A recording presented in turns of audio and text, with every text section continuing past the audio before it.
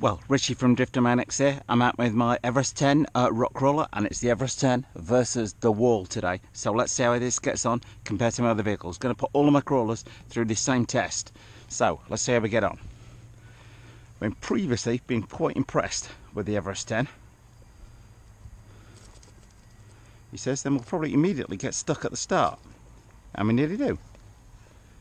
Now, that does immediately set me thinking we can maybe do with slightly better tyres on here. Yeah, they're not and briefly look at that, we immediately get stuck.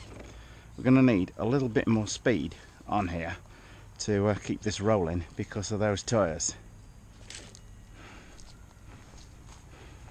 Let's see how we get on. Pretty good articulation on the thing. Maybe cut a bit of foam out the tyres later if they're not getting quite enough bite.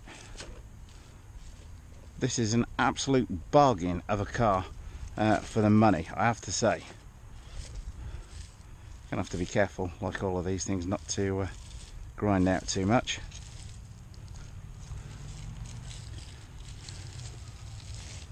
Now this one is maybe a little bit top heavy compared to the Traxxas and the Axial, but nonetheless you get a pretty damn good ground clearance.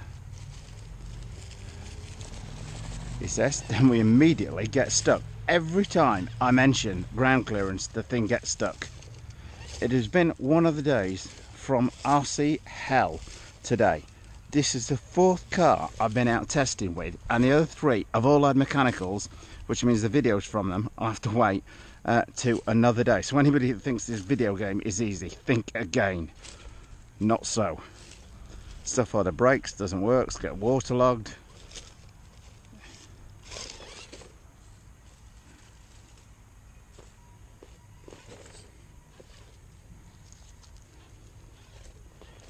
Well, we're not doing too badly against the wall here so far. Needs a little bit more momentum than some of the other cars. It's it's got the low down crawling ability. Those tyres are maybe, well, I thought previously they were pretty good, but in the dry conditions here they're actually struggling for grit a little bit. I see, like there I can just gun the thing and we've not got any grip on there, whereas with a little bit more momentum. Now, trickier section here, we've got this big rock in the middle, so we're going to come down and around, but I suspect we're going to end up tipping over. As you can beat many things, but you can't eventually beat gravity, which is why I don't go skydiving.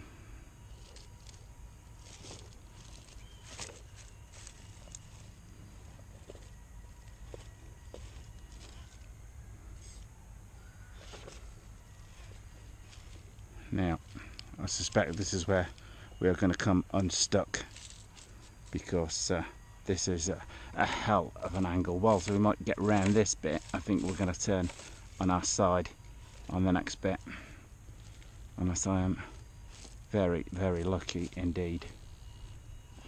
No, can't beat gravity. That's the first time I've actually tried coming round that section on here. And the same thing again, this is getting really frustrating with this thing.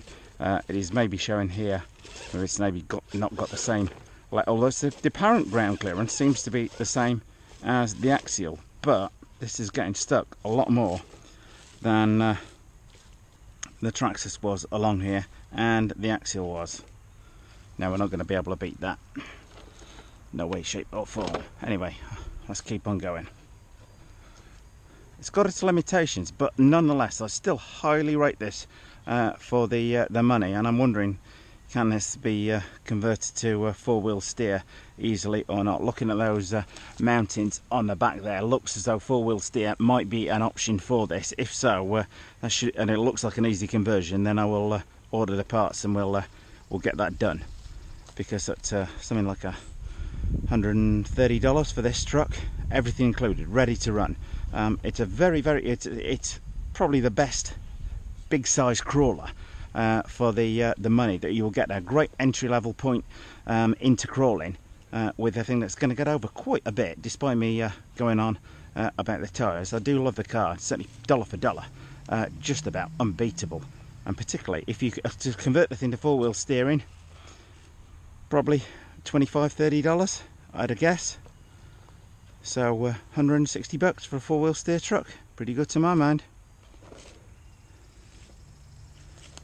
We seem to be finding our legs a bit here, so to speak. So what we could do with just that little bit more lock. Obviously, with anything within the diff to locks is going to limit your steering. I'm going to have to take the long way around, unfortunately. Ah! Didn't see that coming.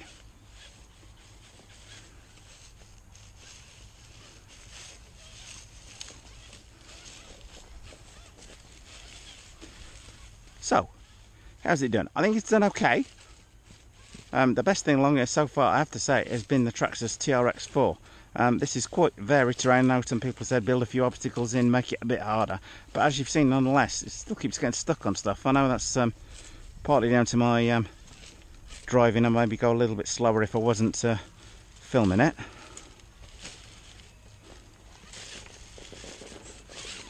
And that front cross member is seems to keep getting stuck on there. Now, obviously, we're not going to get over this gap.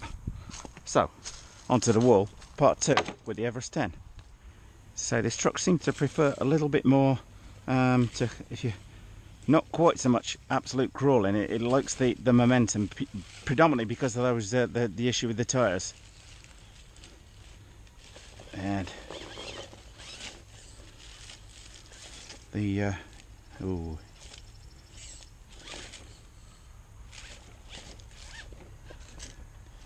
And we managed to stay up there. But it's got very good articulation, I have to say.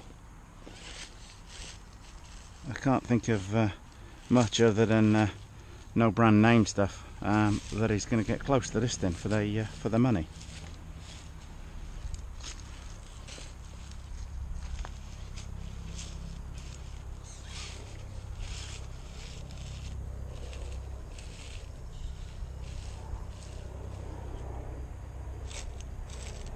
Can we do this? Can we get up there?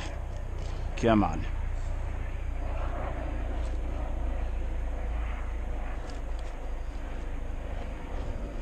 Ah!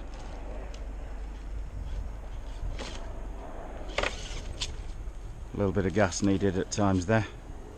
Just check that articulation out.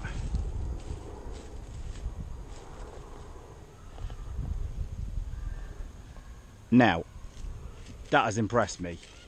That has definitely impressed me. I did not, I have to say, I was thinking to myself, there's no way I'm going to get around that on camera. Very, very impressive. Very impressive. Got to keep watching that front cross member all the time. It does seem rather, I've not measured this against the axle or the Traxxas. I may put them on a bench later and compare them side by side.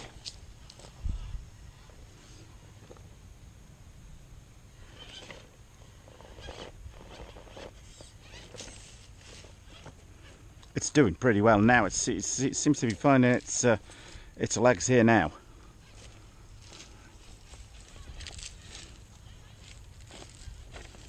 And I said it, I'll probably immediately get stuck on something. Normally me not paying attention rather than a truck. This is doing well. This is doing well. Now, I'm beginning to fall in love with it again. Says, and then I'll probably immediately get, oh no, it's beautiful there. The low level throttle control on it is pretty good. This is a transmitter you get with the thing. And so, ready to run, including the battery. The only thing being, the battery has got a very unusual plug on it, which I had to go out and buy a special one to fast charge it with.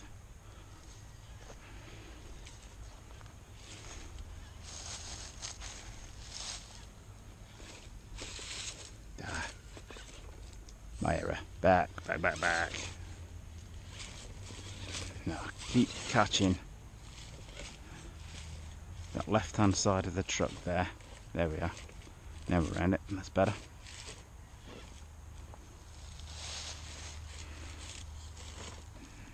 Now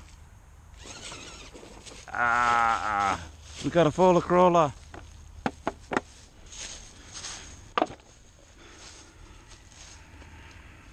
Would have found this, it's probably about 200-300 foot long of wool. It's very good for testing, very good for me for learning a lot from this about how the different trucks feel, getting a feel for the control. So if you can find a big wool like this on near you, then highly recommend it.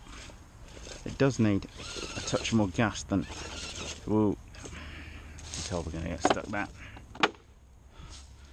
I'm not going to show you like a perfect line or anything. This is how it is. This is anybody that shows an edited video with the thing crawling absolutely marvellously.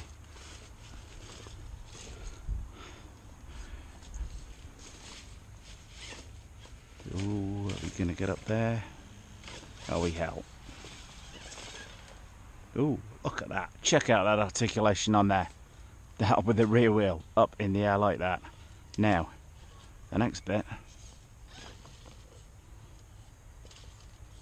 is going to be trickier. So really, I want to roll along there without catching anything. And I know I'm going to run into that twigs. Look at that. That's good. I'm impressed with that. I'm impressed with that around the twig, because twigs are the bane of my life when crawling. We're not going to get much further down here. So, in summary, the Redcat Everest 10. Absolute bargain for the money. One thing you might want to consider changing, which a couple of people have said to me, is changing the tyres. The first thing I'm going to do is not take these apart, because I thought if they had foam inside, I could have cut a bit of the foam out, but they don't feel like they've got foam in the tyres. So that's maybe the one thing to consider changing on the Redcat Everest 10. So I hope you like that short trial of the Redcat Everest 10 versus the wall. That's about 200-250 feet of very varying rock terrain we've gone over there. Well, anyway, I hope you liked this video. If you did, you want to see more cars like it, fast and slow, then please do subscribe. Hopefully, with now the weather's sunny, got some good speed stuff coming up this week. If I can repair the cars on time, that is. Well, if you like this video, then please do subscribe. And if you want to buy your RC gear, where I buy mine, buy from F&M Hobbies in New Jersey. Many thanks for watching.